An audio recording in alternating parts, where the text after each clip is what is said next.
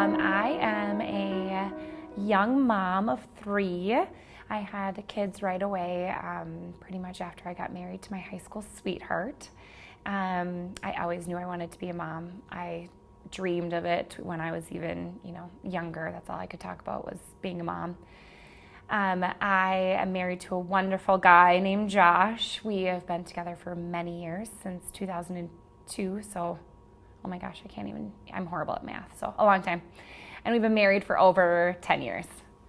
I am a nurse, or, in my past life as a nurse, I guess I have to get used to saying that, but I worked in OB, labor and delivery, NICU, pediatrics, started as a cardiac nurse. I guess Erin has a strong faith, and I have an amazing community that surrounds me that makes me the person I am too. So that's me. I have always, since I was young, been a very optimistic, positive, happy person. My story begins, I guess you could say, with that type of attitude or personality when I was 12, when I lost my dad in a car accident. He was in a coma for around a month.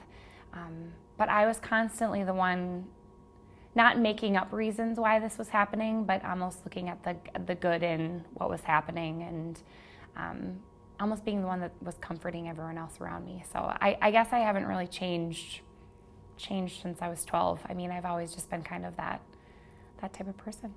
I'm a pretty open book. I think a lot of people know almost too much about me sometimes. I word vomit in situations where I kind of backtrack and say, oh, I shouldn't have said that. So most people know most about me, but most things about me. Let's see. I love scrapbooking. I could literally scrapbook for an entire weekend and not move from one spot. Like, I could scrapbook all day long. I'm an extremely type A, OCD type of person in a work environment. But actually at home, I am kind of a slob and I can't keep things organized. But people would never guess that about me, and I have to literally show them Snapchats of my house to show them that my house is not organized. It's a mess. It's a disaster. So I have kind of multiple personalities when it comes to public life and home life.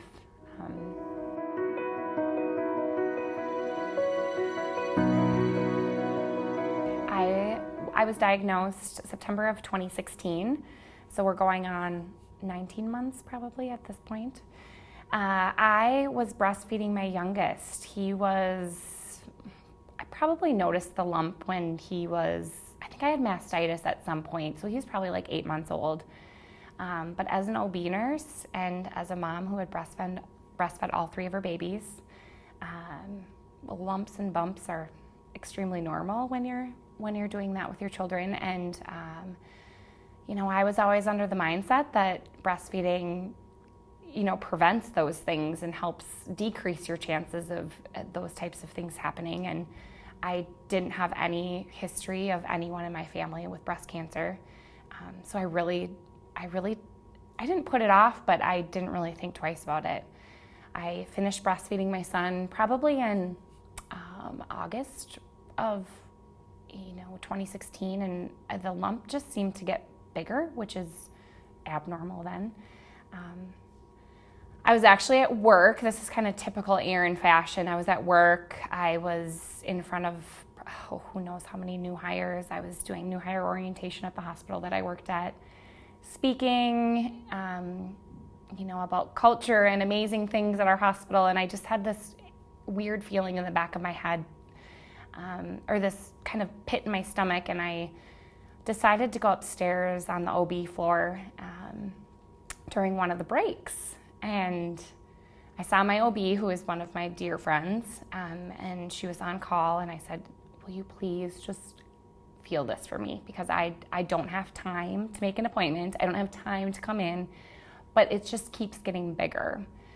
And so she pulled me into a patient room, 2024, I remember it specifically that day, in the corner on the couch in the patient room, and I laid flat, and she felt it, and I don't know if it's because I'm a nurse and I'm a very aware of body language and how people are when kind of things are, when it's hitting the fan.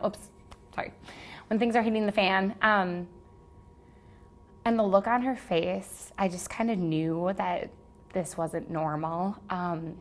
And within an hour, she had me downstairs for a radiology appointment and an ultrasound, and she literally squeezed me in within 45 minutes of me pulling her aside on the floor. It snowballed from there. I got in, the ultrasound tech, once again, I can read their faces. I don't know if it's because I work in healthcare. I just knew that something was not normal. The radiologist came in and said that it didn't look good. He said he couldn't use certain words or diagnoses until they had a biopsy, but just said it didn't look good. So I started bawling and called my sister-in-law, who was, she's also a nurse at the hospital where I work. She brought me back to her house, which is 5 minutes away. We called my husband. My husband came, and then we were back getting a biopsy within an hour of my appointment. Unfortunately, it was over Labor Day weekend, so I had to wait a lovely 72 hours before hearing the news or the word breast cancer. But that Monday then I was diagnosed with, or that Tuesday they called me and said it was breast cancer. I went in that week then for a breast MRI and a consult with a surgeon. I got my breast MRI. I was ready to do this. I was ready to have a mastectomy, do chemo, whatever we needed to do. And then as we were sitting in the office waiting for this breast MRI to come back, the surgeon came in, and once again I could tell it wasn't good news. And I was thinking, what else could be worse than breast cancer? And it ended up being all over my sternum, and they could tell that by the breast MRI. And so we totally shifted our approach. And so I was diagnosed, at the same time, stage 4. So I usually just say September 1st, 2016 was when I was diagnosed. So,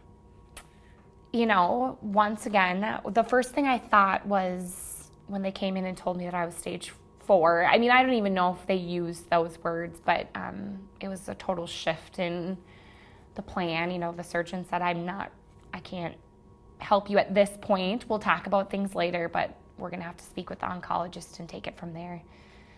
I remember saying, I want to be here for my babies and I want to see them go to elementary school. And I remember her saying, you will be able to do all of that. So that forever will be in my head. I think I said I wanted to see Harrison go to kindergarten. So that was my that was my biggest concern. And then I ended up going home. And I remember sitting on the couch and laying there and pulling up Dr. Google. And then I got scared. I think that's when I started to spiral down into this, this weird place that I've never been.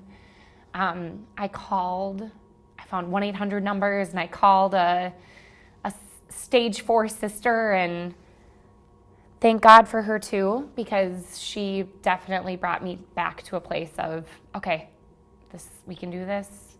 Stop Googling things.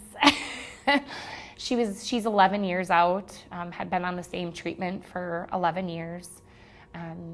She was bone-only Mets, just like myself. She was ER, PR positive, HER2 negative, just like myself. So it felt really good to hear that. There was some hope in that. So that was my kind of first couple days of being diagnosed.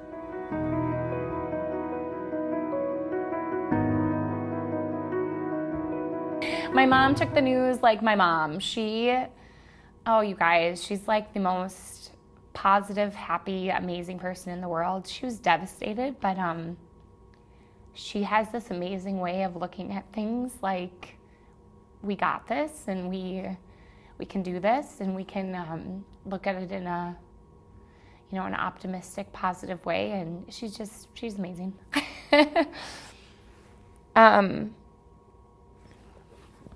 I might go there, but I'm going to need this. I think the hardest thing about that whole situation with my mom is that it's like, it's not fair for her to, she lost a baby at 8 months in an accident. He suffocated and he passed away. And then she lost my dad, 10 years later in a car accident, and now me. And it just is a bummer because she's the most amazing person in the world to have to go through stuff like this. But she's our rock, and she is what makes us the people that we are, I think. My husband, when he first found out, he was, scared. He does not do the medical world very well. All 3 of my labors, he was up by the head of my bed, and I swear every baby, he progressively got further away from the action. He's not medical. He's definitely not a sharer, and he's a very quiet, so he has a very quiet soul, but when he talks, usually you need to listen because it's usually pretty awesome. He just kind of followed along and supported me, and I think he did exactly what he needed to do. I don't know what you're supposed to do in those situations, but he kind of just held my hand and went right with me. And I will say a lot of the things I actually do with my mom, he doesn't come with me very often to appointments, and that's not because he doesn't want to, but sometimes I may be shielding him a little bit, just to keep some normalcy in our lives.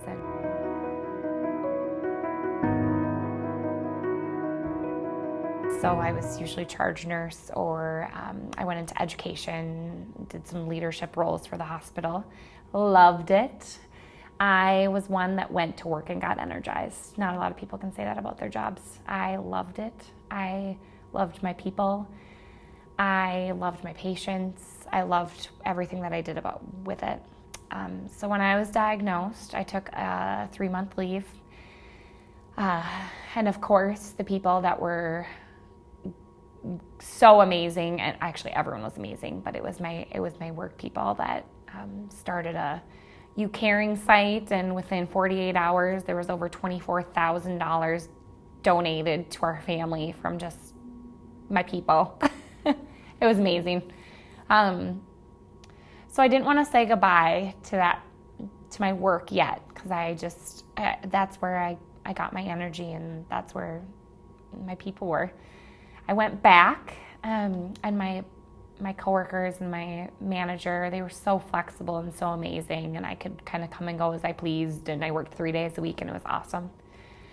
I learned more and more about being a stage 4 cancer patient as the months went on, meaning I knew that I qualified for certain things. I started looking more and more into that. I started to get nervous about using all my energy at work and then not having the stamina or the energy for when I got home for my kids. So I went out in May, then again, a couple months after my initial diagnosis, for a total hysterectomy, and I ended up staying home then. I ended up making the really, really hard decision to not do nursing anymore and to just focus on my family and stay home. I still am struggling with it. I will say that I'm not incredibly comfortable in my skin right now, in the sense of I don't know. I feel like I'm not me quite yet, but as the months go on and as I start to do new and exciting things just down a different path, I've found that I might have a little bit of a different purpose in life, and that's okay too. But it's just getting comfortable with it and kind of shifting my energy and finding something else that I'm passionate about. So that's kind of what I did. I'm still planning on volunteering at the hospital and helping with the unit that I worked on, but making it more of a flexible thing. And then when Harrison is in kindergarten and I am still around and I am feeling better than ever, I plan on maybe even going back per diem, or who knows.